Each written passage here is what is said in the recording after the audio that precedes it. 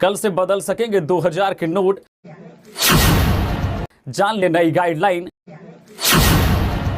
2000 का नोट बदलने के लिए आईडी की जरूरत नहीं। एसबीआई ने कहा कोई फॉर्म नहीं भरना होगा।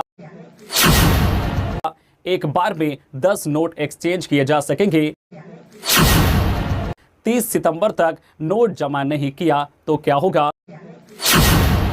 तो हम आपको 2000 के नोट से रिलेटेड 6 सवालों के जरिए हर एक सवाल का जवाब देने की कोशिश करेंगे जो आपके मन में हैं। तो दरअसल स्टेट बैंक ने 2000 का नोट बदलने के लिए नई गाइडलाइन जारी की है। भारत के सबसे बड़े बैंक ने कहा है कि नोट बदलने के लिए किसी आईडी की जरूरत नहीं है, कोई फॉर्म नहीं भरना होगा। एक बार में 10 नोट बदले जा सकेंगे। स्टेट बैंक ने नोटिफिकेशन इसलिए जारी किया है क्योंकि सोशल मीडिया पर नोट बदलने को लेकर अलग अलग जानकारियां दी जा रही थी। कहा जा रहा है कि नोट बदलने के लिए आधार जैसी कोई आईडी जरूरी होगी और फॉर्म भी भरना होगा। इससे पहले reserve bank of India RBI ने 19 मई को 2000 रुपए के नोट बंद करने का ऐलान किया। आरबीआई ने 30 सितंबर तक ऐसे नोट बैंकों में बदलने या अकाउंट में जमा करने को कहा है। बैंक ने यह भी कहा है कि यह इसके बाद भी लीगल रहेगा, तो कल से बैंकों में जाकर आप 2000 के नोट बदलवा या जमा कर सकेंगे। तो अब आप लोगों के मन में यह सवाल उठ रहा होगा कि इन 2000 के नोट को कैसे बदले जा सकेंगे। तो नोट बदलने की पूरी प्रक्रिया हम आपको 6 सवालों के जरिए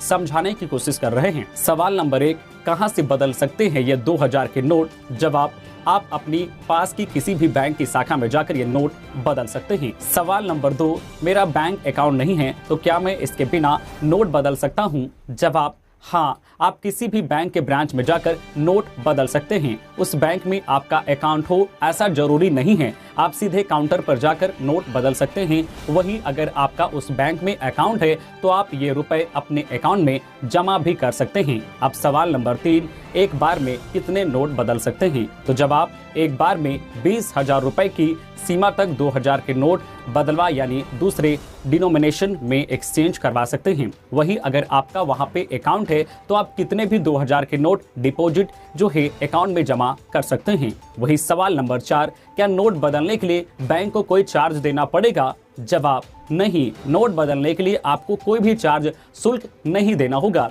ये एकदम फ्री है। अगर कोई कर्मचारी आपसे इसके लिए पैसे मांगता है तो आप बैंक के अधिकारी या बैंकिंग लोकपाल में इसकी शिकायत कर सकते हैं। अब सवाल नंबर 5, क्या 30 सितंबर तक नोट जमा नहीं किए तो फिर क्या होगा? तो जब आप लेन देन के लिए 2000 के नोटों का इस्तेमाल जारी रख सकते हैं और उन्हें पेमेंट के रूप में रिसीव भी कर सकते हैं। हालांकि आरबीआई ने 30 सितंबर 2023 को या उससे पहले इन बैंकों नोटों को जमा करने या बदलने की सलाह दी है। अब सवाल नंबर 6, ये नया नियम किन लोगों के लिए लागू हो रहा है? तो जवाब यह है कि यह फैसला सभी के लिए लागू है। हर व्यक्ति को जिसके पास 2000 के नोट हैं उन्हें 30 सितंबर तक बैंकों की किसी भी ब्रांच में डिपॉजिट करने या दूसरों नोटों से एक्सचेंज करने को कहा गया है। तो ये 2000 के नोट को लेकर एक नया गाइडलाइन आया है जिसको हमने आपको 6 सवालों के माध्यम से बताने की कोशिश किया।